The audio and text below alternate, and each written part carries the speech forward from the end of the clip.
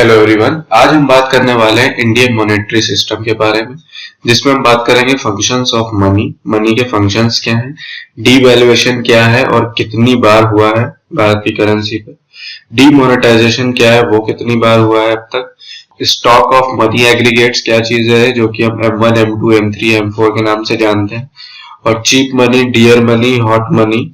ठीक है, legal definition क्या है मनी की, ये सारी चीजों के बारे में आज हम इस लेक्चर में बात करने वाले हैं। तो सबसे पहले देख लेते हैं मनी क्या है। मनी की जो डेफिनेशन है, क्या यूजेस हैं, फंक्शंस है मनी के। It acts as a unit of value, ठीक है, medium of exchange, no doubt. जब भी हम कोई चीजें खरीदते हैं आज के टाइम पे, तो क्या है, ये एक तरीके से मीडियम ऑफ एक्सचेंज है। अगर हम एक कोई भी सामान खरीद रहे हैं तो उसके बदले क्या दे रहे हैं, करेंसी दे रहे हैं। ठीक है, तो जितनी भी चीजें उनका हिसाब मनी के, जो भी मनी हमारा रुपी है उसके हिसाब से लगता है, उसके हिसाब से हम चीजों को एक्सचेंज कर पाते हैं। Store of value, it also acts as a store of value.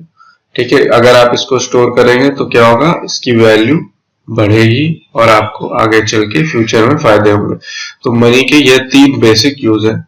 और पहली चीज मैं आपको ये बता दूं इम्पोर्टेंट, कि मनी से पहले जो भी करेंसी है भारत की, रुपीज से पहले सिस्टम था बार्टर सिस्टम, जिसमें हम चीजों को एक्सचेंज करते थे चीजों से। फॉर एग्जाम्पल, अगर हमें कोई भी सामान खरीदना है, कोई भी सामान लेना है, तो उसके बदले हम दूसरा सामान दे देते। फॉर एग्जाम्पल, हमें यहाँ पे एक छोटा सा एग्जाम्पल है कि अगर हमें केला लेना है तो हम सेब दिया, केला लिया। ठीक है, तो ये क्या है, मीडियम ऑफ एक्सचेंज, चीजों का चीजों से, सामान का सामान से। तो ये था बार्टर सिस्टम। इसके बाद ही इंट्रोड्यूस हुआ करेंसी सिस्टम, जिसमें हम करेंसी के बदले चीजों को खरीदने लगे। हम बात करते हैं लीगल डेफिनेशन क्या है मनी की, which have legal tender power to discharge debt। अब इसका मतलब यह है कि मनी वही है जो जिसके पास पावर हो कि डेब्ट, जो आपका कर्ज है, उसको चुका सके। उसको चुकाने की जिसके पास पावर होगी उसको हम क्या कहेंगे, मनी। ठीक है, और अब बात कर लेते हैं फिएट मनी क्या चीज है। फिएट मनी बहुत बार क्वेश्चंस में भी आ चुका है, इंपॉर्टेंट कॉम्पिटिटिव एग्जामिनेशंस में आ चुका है फिएट मनी के बारे में। तो फिएट मनी होता है वो मनी जो कि जिसको आधार दिया हो, वैल्यू दी हो, और जो मार्केट में आया हो, सर्कुलेशन में आया हो, किसके, ऑर्डर ऑफ गवर्नमेंट के। अब बात कर लेते हैं क्लासिफिकेशन ऑफ मनी के, मनी कितने तरह का है। तो पहले हम बात करें फुल बॉडीड मनी। ये क्या होता है, गोल्ड। फुल बॉडीड मनी क्या होगा, आपका गोल्ड होगा। ठीक है, क्योंकि क्या है, इसकी बॉडी, मतलब कि इसकी जो भी इसका वैल्यू है, इस पे हमको क्या मिलता है, मनी मिलता है। ठीक है, मतलब फॉर एग्जांपल हमारे पास 100 ग्राम का गोल्ड है, तो उसकी वैल्यू फिक्स है। फॉर एग्जांपल हम ले लें 50,000। 100 ग्राम की वैल्यू 50,000 है, तो ये अगर हम 100 ग्राम लेंगे तो हमें क्या मिलेगा, 50,000 रुपए। ठीक है, तो this is called full bodied money, जो कि इन बॉडीड फॉर्म है। ठीक है, नेक्स्ट आता है रिप्रेजेंटेटिव मनी, जो हम यूज करते हैं, जो कि क्या है, हमारी करेंसी है, हमारी करेंसी। इसको हम बोलते हैं representative money. It is a paper currency. अगर आप देखें तो पेपर करेंसी की कोई वैल्यू है, हाँ है, बट है क्या, ये एक पेपर ही तो है, जिसकी अगर जिसकी वैल्यू किसने दी हुई है, गवर्नमेंट में दी हुई है। तो हमारी जो करेंसी है फिएट मनी, अगर उसकी वैल्यू गवर्नमेंट ना देती तो वो क्या है, 2000 रुपए का जो नोट है वो क्या है, रिप्रेजेंटेटिव मनी है। अगर ऐसे देखें तो 2000 रुपए का नोट का सिंपल एक पेपर है, उसकी कोई वैल्यू नहीं है, लेकिन उसको सरप्राइज करा है आरबीआई ने। ठीक है, on the order of government. ठीक है, तो ये हो गया हमारा रिप्रेजेंटेटिव मनी।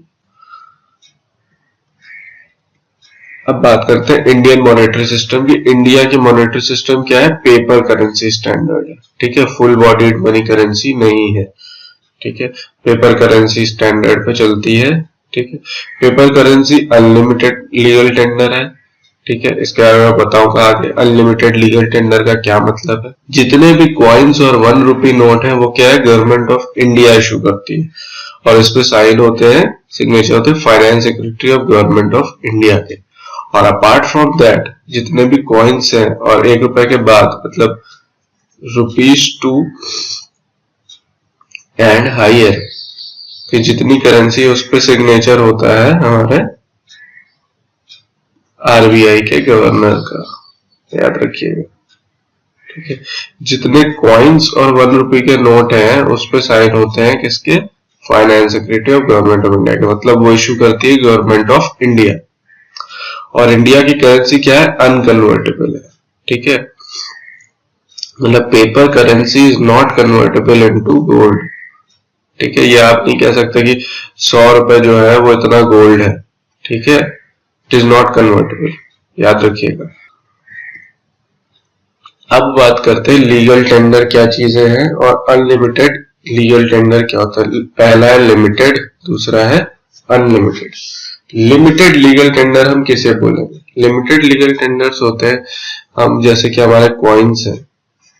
ठीक है, कॉइन्स क्या है हमारे लिमिटेड लीगल टेंडर, मतलब ये क्या है, अगर आपको 100 रुपए देने हैं फॉर एग्जाम्पल, तो आप 1-1 रुपए, 1 रुपी का कॉइन, 5 रुपीज का कॉइन, 2 रुपीज का कॉइन करके दोगे, आदमी ले लेगा। 100 रुपए, 500 रुपए, ठीक है, 1000 रुपए तक आदमी ले लेगा।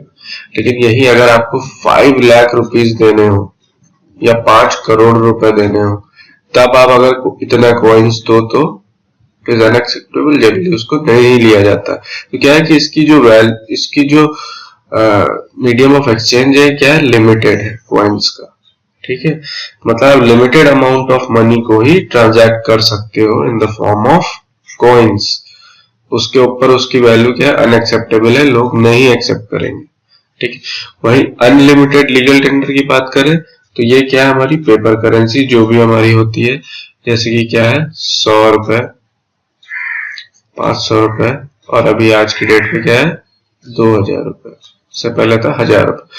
तो अब अगर आपको 5 लाख रुपए देने हैं या 5 करोड़ रुपए देने हैं तो आप इनके मल्टीपल्स, कितने भी मल्टीपल्स में इनको दे सकते हो। चाहे 100 रुपए के ले दोगे एक्सेप्ट हो जाएंगे, 500 रुपए के दे दोगे एक्सेप्ट हो जाएंगे, 2-2000 रुपए के दे दोगे एक्सेप्ट हो जाएंगे। मतलब क्या है, इनकी कोई लिमिट नहीं है। Unlimited legal tenders, unlimited legal tenders जिनकी एक्सेप्टेबिलिटी क्या है, अनलिमिटेड है।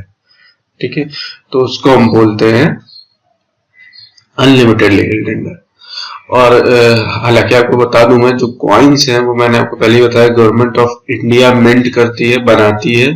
तो 4 जगह कौन सी है ऐसी जहां पे कॉइन मिंट होती है। तो पहली है आपकी क्या है, मुंबई। मुंबई में कॉइन का मिंट है जहां पे मिंट कॉइन्स बनाए जाते हैं। दूसरा है आपका कोलकाता, अलीपुर में। ठीक है, तीसरा है आपका हैदराबाद में। बहुत बार पूछा जाता है, क्वेश्चन में पूछा जा चुका है तो ये बता रहा हूं आपको कॉइन कहां कहां मिंट होते हैं। चौथा है हमारा नोएडा जो कि आता है यूपी में, उत्तर प्रदेश। ठीक है, ये 4 मेन कॉइन मिंटिंग प्लेसेस हैं भारत की जहां पे government of India mint coins को मिंट करती है। ठीक है, और ये सारी गवर्नमेंट ओन है। और जो भी कॉइन मिंट होते हैं वो होते हैं कॉइनेज एक्ट 1906। 1906 में कॉइनेज एक्ट पास हुआ था जिसमें करेंसी किस फॉर्म में मिंट करी जाएगी, किस मटेरियल से बनेगी, क्या होगा, ये सारी चीजें डिसाइड हुई थी। इसके कुछ स्टैंडर्ड्स हैं, उनके बेसिस पे कॉइन्स बनाया जाता है और ये एक्ट अभी भी फॉलो करा जाता है कॉइन्स को बनाने में। तो याद रखिएगा कॉइनेज एक्ट 1906। ठीक है,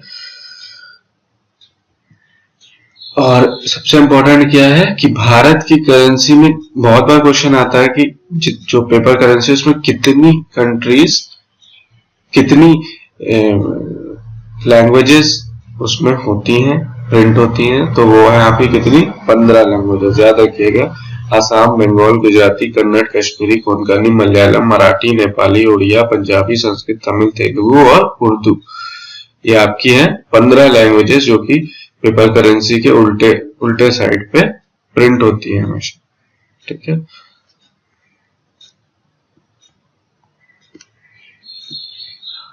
अब पहले मैं बता दूं आपको, रुपी जो सबसे पहले जो कॉइन मिंट करा गया था, रुपी जो कि करेंसी के फॉर्म में एक्सेप्ट करा गया था, वो करा गया था शेरशाह सूरी के टाइम में अराउंड 1542, और उस टाइम होता था ये चांदी के फॉर्म में। ठीक है, पहले ये भारत की जो कॉइन्स थे वो क्या थे, चांदी थे, चांदी के फॉर्म में होते थे, मटेरियल चांदी यूज होता था। आज की डेट में क्या है, स्टील होता है मेजर उसमें मटेरियल स्टील यूज होता है। ठीक है, और इंडिया मेंबर बना था आईएमएफ का 1947 में, और जैसे ही इंटरनेशनल मॉनेटरी फंड का मेंबर बना भारत, उसी समय exchange value of rupee fix कर दी गई थी आईएमएफ में। आईएमएफ में बता दूं आपको, इसके बारे में डिटेल में आगे एक लेक्चर में बताऊंगा। जो इंटरनेशनल मॉनेटरी फंड है, यहाँ पे क्या है, जितना भी सिक्योरिटीज है आपके, गोल्ड्स है, ठीक है, और जो एक्सचेंज वैल्यू है मनी की, वो ग्लोबल लेवल पे क्या होती है, फिक्स करी जाती है एक्सचेंज वैल्यू सारी मेंबर कंट्रीज की। ठीक है, तो 1947 में भारत जब मेंबर बना, तभी वहां पे exchange value of rupee dollar के अगेंस्ट में फिक्स कर दी गई थी। कौन कौन सी ऐसी कंट्रीज हैं जिसमें रुपी है करेंसी के फॉर्म में? इंडिया तो है, इंडियन रुपी के फॉर्म में मालदीव्स है, मॉरिशस है, नेपाल, पाकिस्तान, सीएचएल, श्रीलंका और जिम्बाब्वे। ये भी क्वेश्चन आ चुका है कि कौन कौन सी ऐसी कंट्रीज हैं, कौन सी ऐसी कंट्री इनमें से जिसमें रुपी एज ए करेंसी यूज होती है। ठीक है, याद रखिएगा। नेक्स्ट बात करते हैं डीवैल्यूएशन ऑफ करेंसी की। डीवैल्यूएशन क्या चीज है? डीवैल्यूएशन को हम बोल सकते हैं जब हम इंडियन रुपी की वैल्यू को हम रिड्यूस करते हैं in comparison to other currencies, for example dollar, euro. ठीक है, डॉलर्स और यूरो के अगेंस्ट जब हम रुपी की वैल्यू, जो हमारी करेंसी है, उसकी वैल्यू को डिक्रीज करते हैं, तो उस फिनोमेना को क्या बोलते हैं? Devaluation of the currency.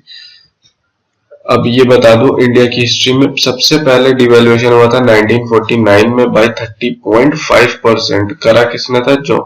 John Madai ने, जो कि उस टाइम फाइनेंस मिनिस्टर हुआ करते थे। सेकेंड डिवैल्यूएशन हुआ था 1966 में जून में, जो कि 57%, सबसे ज्यादा। और आपको याद हो चाहे तो 1966 में भारत का क्या हो रहा था उस टाइम? 66 से 69 इमरजेंसी पीरियड था। ठीक है, फाइनेंशियल इमरजेंसी स्टार्ट होने वाली थी। उस टाइम पे ही सबसे ज्यादा डिवैल्यूएट करा गया था भारत की करेंसी को। ठीक है, फाइनेंस मिनिस्टर कौन थे? सचिंद्र चौधरी, याद रखिएगा। थर्ड डिवैल्यूएशन हुआ था 1991 में, जुलाई में। इस टाइम डॉक्टर मनमोहन सिंह थे, 9% मात्र हुआ था। और उसके कुछ ही दिनों बाद, 2 दिन बाद ही 1991 जुलाई 3 को 11% डिवैल्यूएट करा था करेंसी को डॉक्टर मनमोहन सिंह। इसके क्या रीजन है? 2 बार क्यों बार बार करा गया करेंसी को डिवैल्यूएट, ये आपको बता दूं। इस टाइम क्या था, भारत की स्थिति बहुत ही नाजुक थी। ठीक है, जो भारत का बैलेंस ऑफ ट्रेड कहते हैं हम, बैलेंस ऑफ ट्रेड और बैलेंस ऑफ पेमेंट, बीओपी, ये निगेटिव में था। ठीक है, भारत के पास करेंसी खत्म हो रही थी, भारत की सिक्योरिटी, भारत का जो पैसा था धीरे धीरे खत्म हो रहा था। इस वजह से भारत को 2 बार जल्दी डिवैल्यूएट करना पड़ गया था करेंसी को। इसके बारे में डिटेल में बात करूंगा, एक सेपरेट लेक्चर में बनाऊंगा जिसमें मैं इंडियन इकोनॉमिक रिफॉर्म्स की बात करूंगा।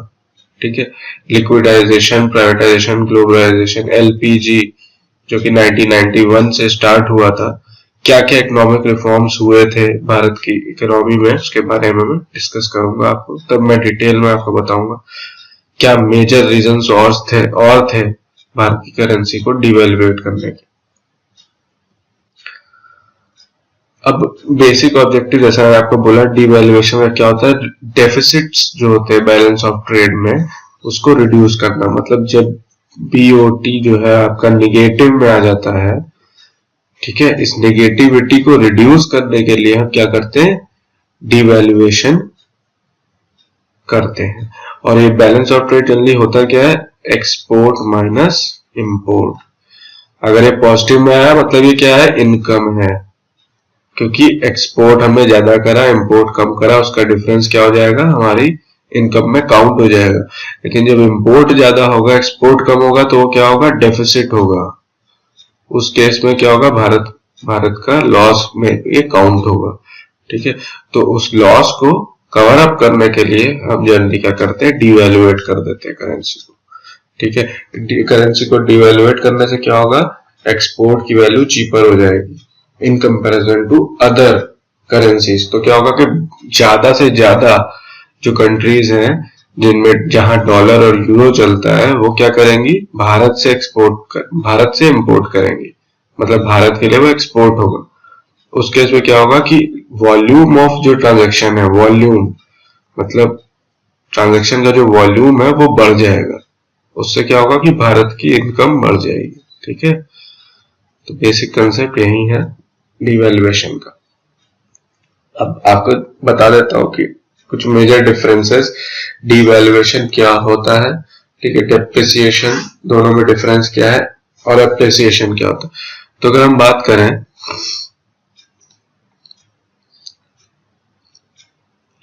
डिवैल्यूएशन और डेप्रिसिएशन में मेजर डिफरेंस क्या है।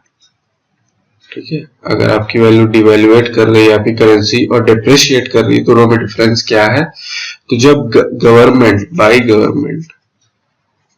अगर गवर्नमेंट आपकी जो करेंसी है उसकी वैल्यू को डिक्रीज कर देती है, decrease the value of currency, तो हम क्या बोलते हैं, डिवैल्यूएशन।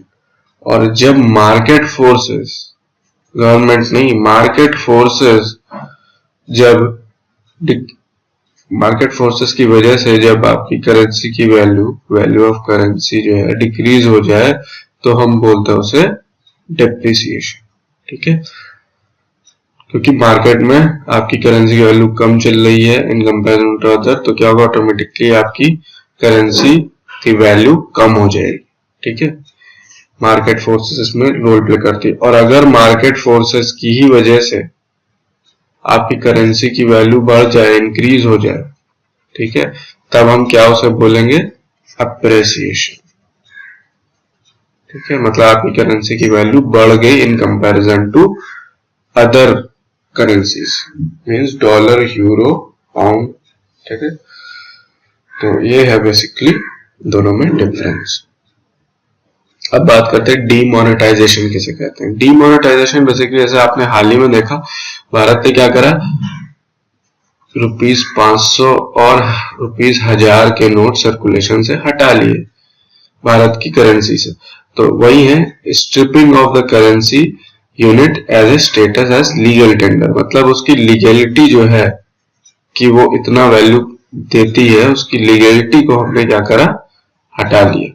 ठीक है, उसको सर्कुलेशन से हटा लिया, उसकी लीगलिटी को बंद कर दिया। मतलब आज की डेट से 500 और 1000 रुपए की कोई वैल्यू नहीं है, वो मैंने सर्कुलेशन से हटा लिए, तो उसको हम क्या बोलेंगे, डीमोनेटाइजेशन।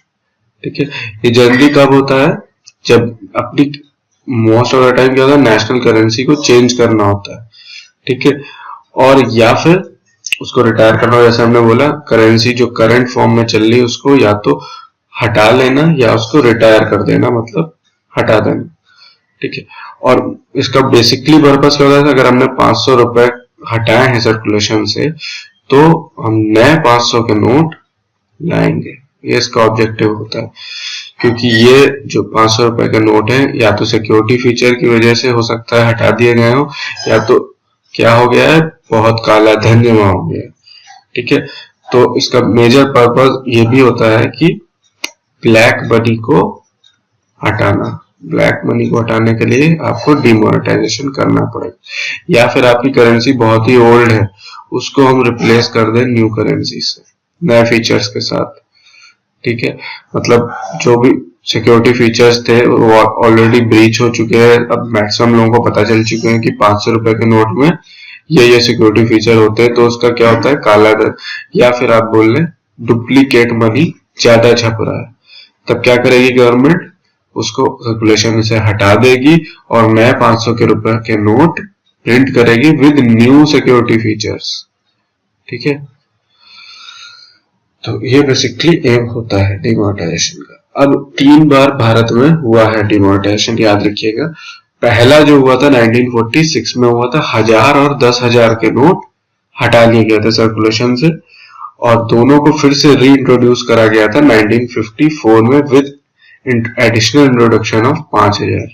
ठीक है, मतलब तब 1000, 5,000 और 10,000 की करेंसी चलने लग गई थी। कब? 1954 में।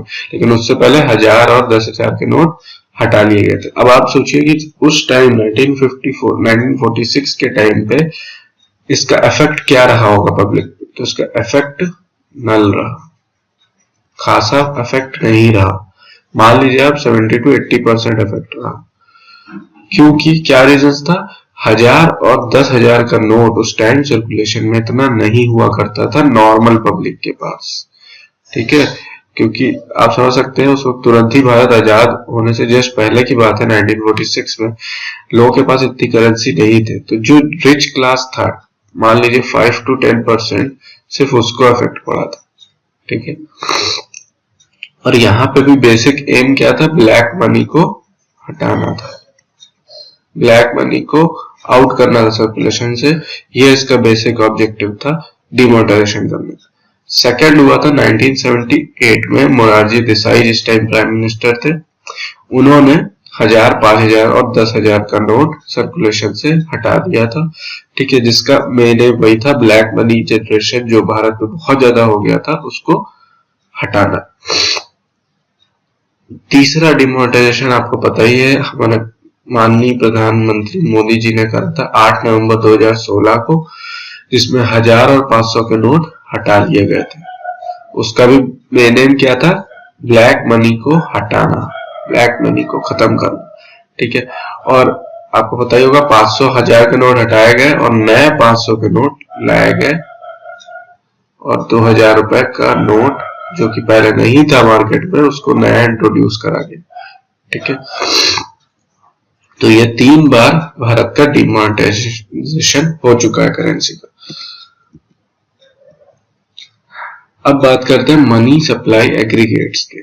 ठीक है, 1977 में एक वर्किंग ग्रुप बनाया गया मनी सप्लाई पे, जिसमें आरबीआई ने मनी स्टॉक मेजर्स इंट्रोड्यूस करे गए थे।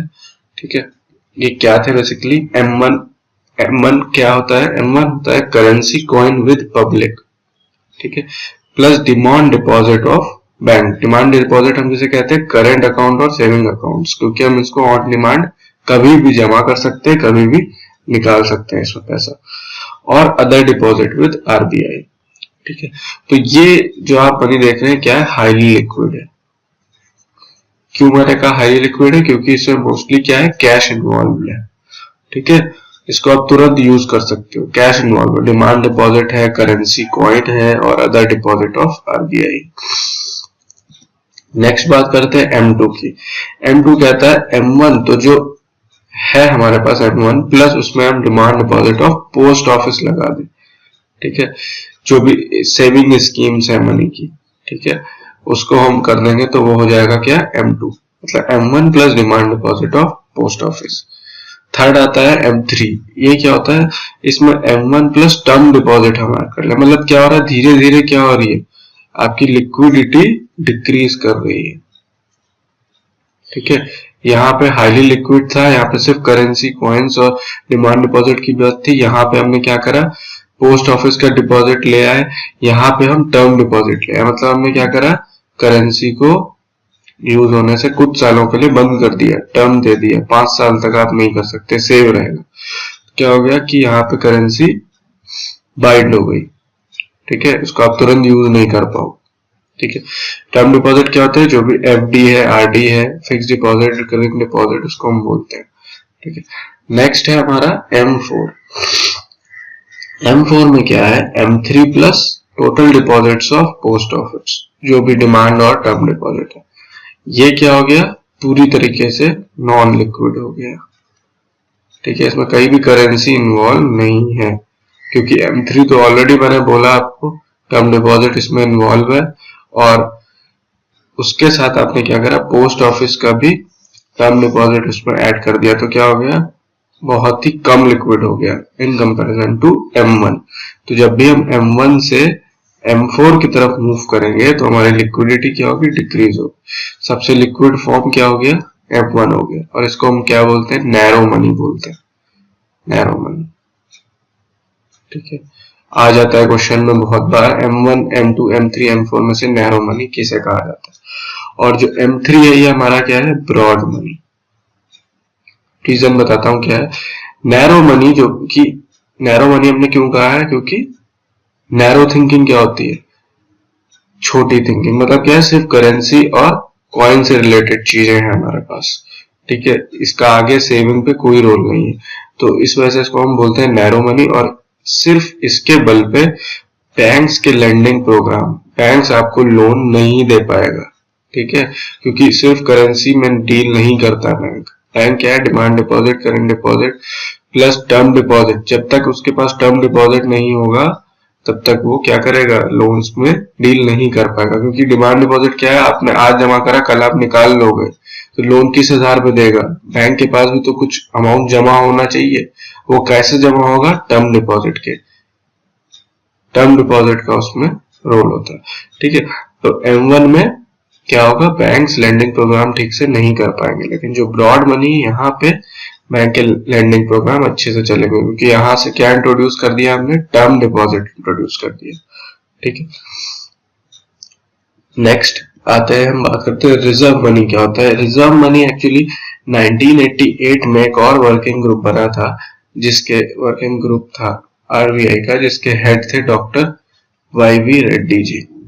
ठीक है, इन्होंने ये कंसेप्ट शुरू करा रिजर्व मनी का, जिसमें इन्होंने बात करी currency in circulation plus bankers deposit with RBI plus other deposit with RBI। इसका मेजर मनी क्या था, रिजर्व मनी का मेन मकसद क्या था, जो भी बैंक का रिजर्व है, बैंक का रिजर्व, यहाँ पे बात उसकी हो रही है, बैंक का रिजर्व मतलब टोटल इकोनॉमी का रिजर्व।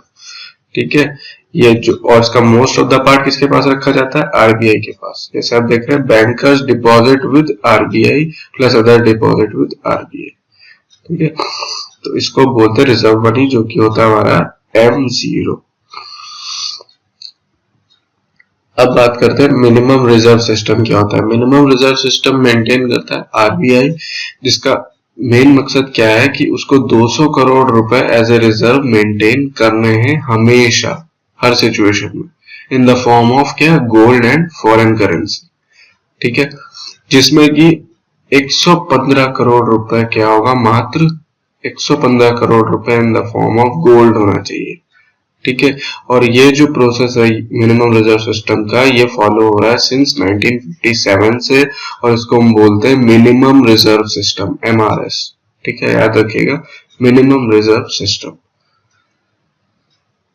और रिजर्व मनी की जो मैंने बात करी, जो भी मनी है वो बैंक का जो मनी है एज ए रिजर्व वो मेंटेन करना होता है RBI के पास। ठीक है, अब इसके क्या क्या कंपोनेंट्स हैं, ये भी क्वेश्चन में बहुत बार पूछा जाता है, UPSC में भी पूछा जा चुका है, तो देख लेते हैं कौन कौन से कंपोनेंट्स हैं। Net credit to the government, net credit to the bank, net credit to commercial banks, RBI net credit. ठीक है, net forex reserve with RBI, government currency liabilities to the public, और net non monetary liabilities of the RBI। Basically क्या है, सारे functions of RBI है, क्या क्या चीजों के लिए इन्वॉल्व है RBI। तो RBI का जितना भी क्रेडिट रिलेटेड है गवर्नमेंट और बैंक से, वो सारी चीजें काहे में काउंट होंगी, रिजर्व मनी में। ठीक है, रिजर्व मनी। नेक्स्ट बात करते हैं मनी मल्टीप्लायर क्या होता है। मनी मल्टीप्लायर होता है आपका जो M3 और M0 का रेशियो, मतलब M3 डिवाइडेड बाई M0। इसको, इस रेशियो को हम बोलते हैं मनी मल्टीप्लायर। और इसका बेसिकली पर्पस क्या है, 1 रुपए जो भी RBI से मिला किसको, बैंक्स को, जो भी 1 रुपए बैंक से आरबीआई से मिला बैंक्स को, उससे वो कितने रुपए जनरेट कर रही है इकोनॉमी में। ठीक है, बेसिकली ये क्या है, यही है मनी मल्टीप्लायर। ठीक है, तो ये इंडिकेट क्या करता है, बैंकिंग सिस्टम कितना हायर मनी सप्लाई कर रहा है जितना उसे मनी दिया किसने, सेंट्रल गवर्नमेंट, सेंट्रल बैंक ने, मतलब आरबीआई ने। ठीक है, और जो भारत का मनी मल्टीप्लायर है, किसी भी कंट्री का मनी मल्टीप्लायर है, दो फैक्टर पे डिपेंड करता है। पहला कि कितना, how much individual and businesses hold in cash. ठीक है, और कितना बैंक रिजर्व मेंटेन कर रहा है। ठीक है, इन्हीं दो फैक्टर्स पे मनी मल्टीप्लायर डिपेंड करता है। और जितने ज्यादा individuals cash in hand maintain करेंगे, उतना बैंकिंग सिस्टम के पास पैसा कम होगा। ठीक है, उतना कम मनी वो क्रिएट कर पाएगी और उतना लोअर वैल्यू होगी मनी मल्टीप्लायर की। ठीक है, मतलब जितना, अब इसका उल्टा देखें, जितना कम पब्लिक के पास मनी होगा, ठीक है, जितना कम, उतना ज्यादा किसके पास होगा, बैंक्स के पास होगा। ठीक है, बैंक के पास ज्यादा होगा, उसका क्या मतलब है, रिजर्व ज्यादा होगा बैंक के पास। ठीक है, रिजर्व ज्यादा होगा तो मनी मल्टीप्लायर की वैल्यू क्या होगी, बढ़ जाएगी, कम नहीं होगी, बढ़ जाएगी। ठीक है, मतलब मनी, जो भी बैंक मनी है जिससे वो लेंडिंग कर पाता है, मतलब M3 वो बढ़ जाएगा और M0 कम हो जाएगा। उस बेसिस पे क्या होगा, मनी मल्टीप्लायर की वैल्यू बढ़ जाएगी। अब करंट सिनेरियो में अगर हम बात करें तो जो भी 1 रुपए देता है आरबीआई, उससे भारत कितने रुपए जनरेट करता है, 6 यूनिट्स ऑफ सप्लाई। मतलब 1 रुपए अगर आरबीआई दे रहा है तो 6 रुपए बैंकिंग सेक्टर जनरेट कर रहा है आज की डेट में। अगर इसका कंपैरिजन हम करें यूएस से, तो यूएस मात्र 3 रुपए जनरेट कर पा रहा है और यूरोजोन 6.61 ही जनरेट कर पा रहा है। यहाँ रुपए की बात नहीं है, यहाँ पे सॉरी, यहाँ पे बात है यूनिट्स ऑफ करेंसी की, मतलब डॉलर की। अगर $1 दे रहा है, $1 दे रहा है फेडरल रिजर्व, तो $3 उसको जनरेट कर पा रहा है कौन, वहां का बैंकिंग सेक्टर। सेम आरबीआई अगर 1 रुपया दे रहा है तो 5.8 नियर अबाउट 6 रुपीज जनरेट कर रही है आरबीआई, सॉरी बैंकिंग सेक्टर। और अगर यूरोजोन की बात करें तो 1 rupee is equal to 1 euro is equal to 6.61 Euros.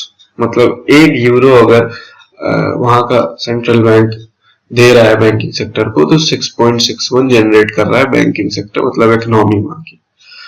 और लीकेजेस क्या होते हैं बैंकिंग सिस्टम में, जो भी कैश इन हैंड होगा, अगर कैश इन हैंड ज्यादा हो जाएगा तो क्या होगा, लीकेज कहेंगे उसे। तो अगर इसकी हम बात करें, करेंसी इन सर्कुलेशन में भारत सबसे ज्यादा है। मतलब भारत एक ऐसी कंट्री है जहां पे कैश का सर्कुलेशन सबसे ज्यादा है in comparison to US and euro. ठीक है, यूरो में सबसे कम है, यूएस में उससे ज्यादा है, भारत में सबसे ज्यादा। बैंक रिजर्व की बात करें तो बैंक रिजर्व में भारत सबसे आगे। ठीक है, सबसे ज्यादा बैंक रिजर्व भारत का है, उसके बाद है यूरो का, उसके बाद है यूएस का। ठीक है, और एक्सेस रिजर्व की जहां हम बात करें, जो कि एक्चुअल इनकम है किसी भी इकोनॉमी की, तो यूएस की आप देख लीजिए सबसे ज्यादा 23.24, उसके बाद है यूरो की, उसके बाद है भारत की। अब बात करते हैं चीप मनी क्या होता है। चीप मनी होता है वो मॉनेटरी पॉलिसी जिसमें लोन्स और एडवांसेस को क्या करें, हम लो इंटरेस्ट पे देना चालू कर दें। अगर हमने लोन्स का इंटरेस्ट रेट कम कर दिया तो वो क्या हो जाएगा, चीप मनी हो जाएगा। तो फेवरेबल किसके होगा, बिजनेसमैन एंड कंज्यूमर्स, जो लोग लोन लेते हैं। ठीक है, और चीप मनी हम किसे कहते हैं, जिसकी वैल्यू क्या हो, कम हो। ठीक है, तो ये हो जाता है चीप। ठीक है, तो ये इससे क्या होगा कि मनी की सप्लाई बढ़ेगी। और आपको पता है चीप क्या चीज होती है, जो कि एक्सेस में हो। जब भी कोई चीज एक्सेस में होगी तो उसकी वैल्यू कम होती है। ठीक है, तो चीप मनी का मतलब क्या है, वो मनी जो कि लो इंटरेस्ट रेट पे दिया जाए, लो इंटरेस्ट रेट पे। ठीक है, याद रखिएगा। ठीक है, और इससे जनरली क्या होता है, चीप मनी अगर आता है सर्कुलेशन में, अगर लो इंटरेस्ट रेट कर दिया जाता है तो मनी की सप्लाई बढ़ जाती है। उससे क्या होता है, इन्फ्लेशन रेट आपका इकोनॉमी का बढ़ जाता है। मतलब महंगाई बढ़ जाती है क्योंकि मनी की सप्लाई बढ़ चुकी है। ठीक है, अगर आज की डेट में लोगों के पास, इकोनॉमी के पास ज्यादा पैसा है तो उस हिसाब से कमोडिटी का प्राइस बढ़ जाएगा। ठीक है, इस जनरली इस चीज को हम अडॉप्ट करते हैं चीप मनी पॉलिसी को कब करने के लिए, डिफ्लेशनरी, जो कि इन्फ्लेशन का उल्टा है। ठीक है, इन दोनों के बारे में हम डिटेल में बात करेंगे नेक्स्ट लेक्चर में। डीयर मनी क्या होता है? डीयर मनी आप समझ लीजिए। सबसे पहले डीयर क्या चीज होती है? डीयर वही चीज होती है जो आपके सबसे इंपॉर्टेंस रखे। ठीक है, और जो भी चीज इंपॉर्टेंस रखी जाएगी वो क्या होगी? कॉस्टली होगी। ठीक है, जो भी आपके सबसे करीबी है वो आपके लिए सबसे कॉस्टली है। ठीक है, तो डीयर मनी पॉलिसी मतलब कॉस्टली मनी पॉलिसी। जब भी हम लोन्स एंड एडवांसेस, ठीक है, क्रेडिट का इंटरेस्ट रेट बढ़ा देंगे तब वो हो जाएगी डीयर मनी पॉलिसी। ठीक है, देख रहे हैं, under dear money policy interest rate is increased. ठीक है, और इसको हम जनरली करते हैं, डीयर मनी पॉलिसी अप्लाई करते हैं मॉनेटरी पॉलिसी में जब हमको इन्फ्लेशन को घटाना होता है। ठीक है, मनी सप्लाई जो होती है उसको घटाना होता है, तब हम यूज करते हैं डीयर मनी पॉलिसी। नेक्स्ट है हमारा हॉट मनी। हॉट मनी क्या चीज है? हॉट मनी है कि वो मनी जो कि हम मूव करें रेगुलरली वन फाइनेंशियल इंस्टीट्यूशन से या किसी एक कंट्री से, ठीक है, या फिर एक किसी भी लोकेशन से, सिटी से, ठीक है, दूसरी फाइनेंशियल इंस्टीट्यूशन, दूसरी कंट्री और दूसरी लोकेशन। ठीक है, और ये हम करेंगे क्यों? अगर हमारे पास एक बैंक है इंडिया में, यहाँ मैंने पैसा रखा हुआ है, तो मैं दूसरी कंट्री के बैंक में और कंट्री में, लोकेशन में क्यों भेजूंगा? क्योंकि मुझे ज्यादा इंटरेस्ट रेट मिल रहा होगा। जब मेरा ज्यादा इंटरेस्ट रेट होगा तो मैं क्या सोचूंगा? मैं जल्दी से दूसरी कंट्री में शिफ्ट कर दूं, वहां के बैंकों में शिफ्ट कर दूं, तो मेरे मनी की वैल्यू बढ़ जाएगी।